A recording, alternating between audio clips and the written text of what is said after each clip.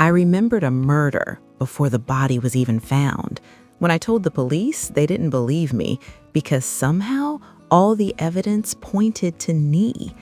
I didn't realize I was remembering someone else's crime until the police started treating me like the killer. It started on a Tuesday morning. I was making coffee in my small kitchen in Cedar Hollow, a town so quiet that even the wind felt like it needed permission to pass through. My life was simple, predictable, safe. At least it was supposed to be. Then I dropped the mug. It slipped from my hand, shattered across the floor, and suddenly, without warning, I saw it. A body. A woman lying on cold tile, her head twisted unnaturally, blood pooling around her like a dark halo. I could smell it, metallic, sharp, real. I stumbled back, gasping. What the hell? The image vanished, just like that. I was back in my kitchen, coffee dripping, broken mug, silence.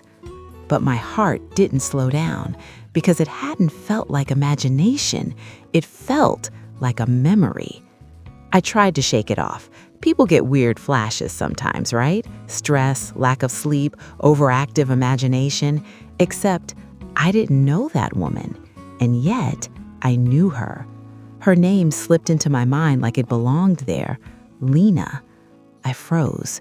How do I know that? I grabbed my phone and typed the name into a search bar, not expecting anything. But something came up. A local news article from 2 days ago. Missing woman, Lena Carter, 34, last seen leaving work. My stomach dropped. Same face, same woman. That's when I made the worst decision of my life. I went to the police. Detective Harris didn't look impressed.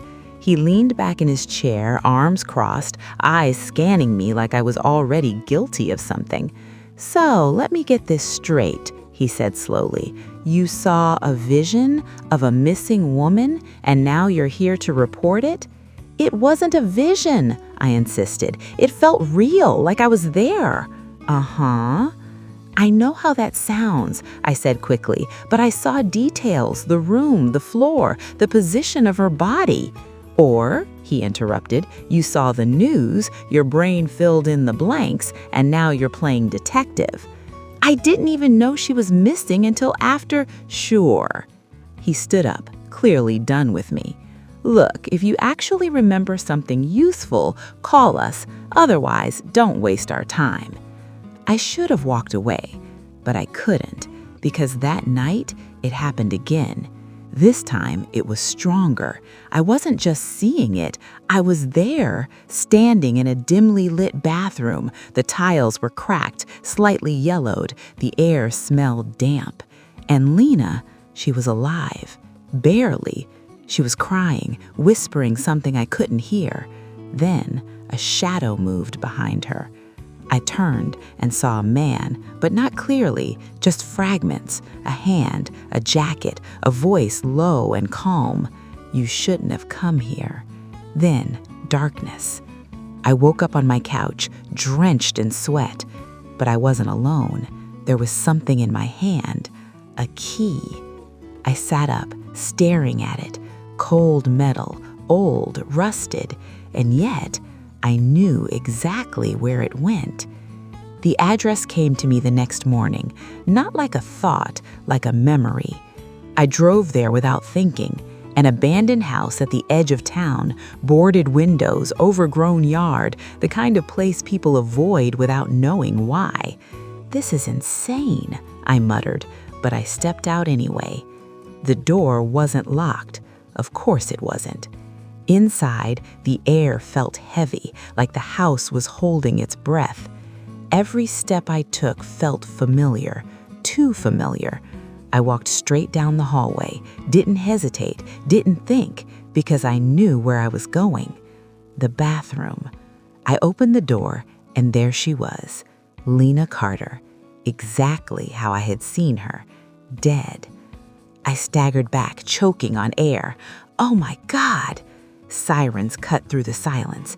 Too fast, way too fast. I didn't even have time to run. Police flooded the house within minutes, guns drawn. Hands where I can see them." "I didn't." I raised my hands, shaking. "I didn't do this." But they weren't listening because I was standing over the body, because my fingerprints were probably everywhere, because I had no explanation that didn't sound insane. At the station, everything fell apart. "Your prints are on the door, on the sink, on the victim," Detective Harris said coldly. "I told you I just found her. And you just happened to know where to look?" "I don't know how. I saw it." "You saw it, or did you do it?" "I didn't kill her." "Then explain the key." He slammed it on the table. I stared at it. I don't know where it came from. Convenient. They charged me that night. Murder. In the cell, I replayed everything over and over, the visions, the house, the man, the voice. Then something clicked, something I hadn't noticed before. The voice. It felt familiar. The next day, they brought Detective Harris back in. He sat across from me, calm as ever. "You're in serious trouble," he said. "This is your chance to help yourself." I studied him. His posture, his tone, his voice. Then I felt it, that same cold chill from the visions. "You've been there," I said quietly. "What?" "The house." Silence. "I saw you," I continued. "Not clearly, but I heard you." "That's enough." "You said something," I whispered. "To her." His jaw tightened. "You shouldn't have come here." The room went still. For a second, just a second, I saw it. Fear. Then it was gone. "You're done talking," he said sharply, standing up. But it was too late, because now I understood.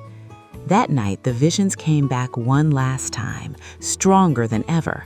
But this time, I wasn't watching. I was inside him. I saw through his eyes, felt what he felt, the anger, the control, the thrill.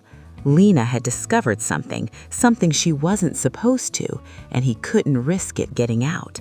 So he followed her, tricked her, brought her to the house, and ended it. I woke up screaming because I knew the truth, and now I knew how to prove it. In court, no one believed me. Why would they? A woman claiming she could see through a killer's eyes. It sounded insane. But I didn't need them to believe me. I just needed one mistake. "Detective Harris," my lawyer said, "can you confirm you were never at the location where the body was found?" "Correct." "Did you have any prior knowledge of it?" "None." I smiled. "Then how did you know about the broken tile?" I asked. The courtroom went quiet.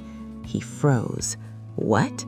"The bathroom," I said. "There's a cracked tile near the sink. It's not in any report, not in any photos released." Silence. "I never mentioned it to anyone, so how do you know it's there?"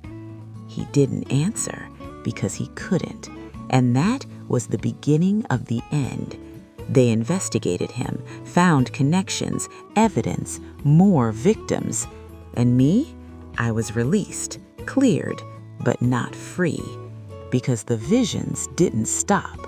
Sometimes late at night, I still see things, not my memories, not my life, but someone else's darkness waiting to be found. And I've realized something terrifying. I wasn't remembering the murder. Thanks for watching.